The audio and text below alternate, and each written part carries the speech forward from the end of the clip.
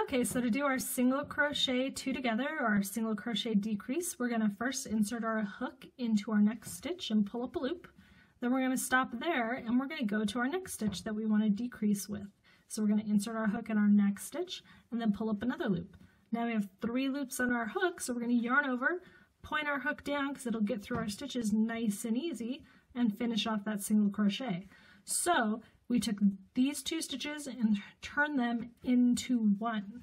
So when you see SC2 together or SC3 together or SC even more together, you just follow how many it tells you. So if it was SC3 together, you're going to insert your hook, pull up a loop, go to your next stitch, pull up a loop, go to your next stitch and pull up a loop.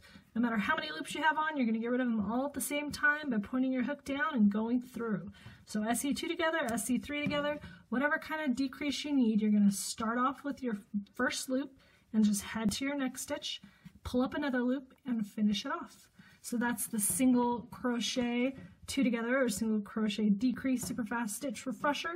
If you need a more slower in-depth video, check out my other videos on single crochet decreasing, and thank you for watching.